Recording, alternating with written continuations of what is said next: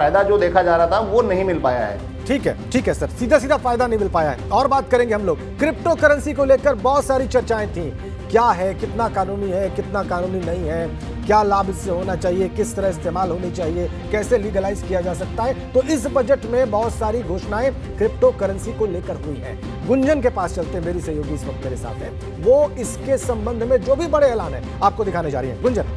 बिल्कुल Rajendra, crypto currency को लेकर तमाम सारी बातें हमने पिछले दिनों सुनी है। क्रिप्टो करेंसी लीगल है या नहीं है, इसको लेकर भी कई तरीके के सवाल खड़े हुए, लेकिन इस बजट में एक बात तो साफ हो गई है, क्रिप्टो की कमाई पर 30% का टैक्स है। यानी कि सवाल अब यही है कि क्रिप्टो करेंसी क्या अब सरकार की ओर से लीगल कर दी गई है। कॉर्पोरेट टैक्स 18% से 15% कर दिया है। आम बजट का ये सबसे बड़ा धमाका है, क्योंकि क्रिप्टो करेंसी को लेकर पिछले दिनों काफी उछाल और गिरावट हमने देखने को मिली थी। अब 10 करोड़ पर कॉर्पोरेट टैक्स लगाया जाएगा। इसके अलावा जो 30% का मार्जिन है, क्रिप्टो करेंसी से होने वाली कमाई पर 30% का टैक्स लगाया जाएगा। ये सबसे बड़ी घोषणा क्रिप्टो करेंसी को लेकर, टैक्स को लेकर की गई है। इसके अलावा कॉर्पोरेट पर सरचार्ज 12% से 7% तक हो चुका है। ये एक बड़ा ऐलान हुआ है, बड़ा धमाका हुआ है। इनकम टैक्स नियमों में बड़े सुधार किए जाएंगे।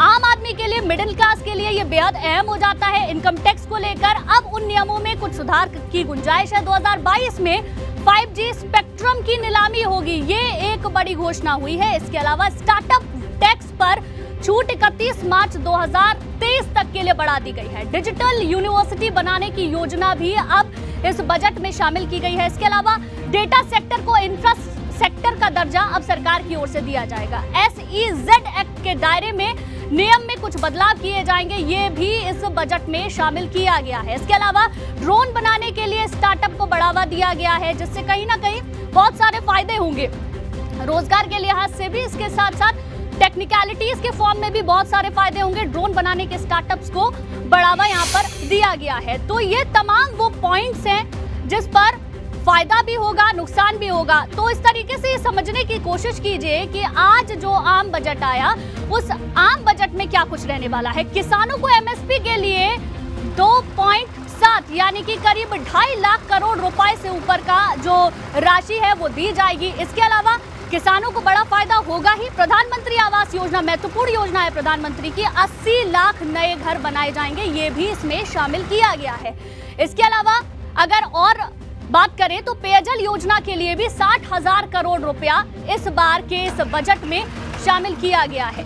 मेक इन इंडिया के तहत 60 लाख रोजगार के मौके होंगे। प्रधानमंत्री बार बार इसका जिक्र करते हैं, मेक इन इंडिया प्रोडक्ट्स की बात की जाती है, जिसमें कि 60 लाख रोजगार के मौके होंगे, रोजगार के अवसर भी जिससे कि बढ़ेंगे। आत्मनिर्भर भारत से 16 लाख नए रोजगार के अवसर लोगों को मिल पाएंगे, लोगों को रोजगार मिलेगा, जिससे कि विकास भी होगा, इकोनॉमी में सुधार आएगा। ECLGS स्कीम को मार्च 2023 तक के लिए बढ़ा दिया गया है। एक और जो बड़ी घोषणा की गई है बजट में, जिसे शामिल किया गया है, ECLGS स्कीम के तहत 5 लाख करोड़ कुल मिलाकर अब कवर किया जाएगा। कपड़ा मकान वाले, ये तमाम वो ऐलान है। केन बेतवा बेहद महत्वपूर्ण है। रिवर लिंक के लिए 1400 करोड़ रुपए की रकम इसके लिए तय की गई है। तो ये तमाम वो पॉइंटर्स हैं जो हम आपको बता रहे हैं। बजट में खास चीजें हैं।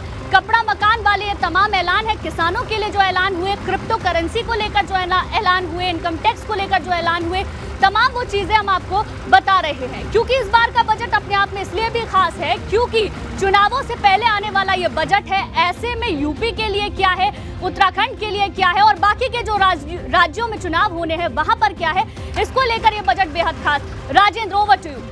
बिल्कुल गुंजन, आपने तमाम बड़े ऐलान बता दिए और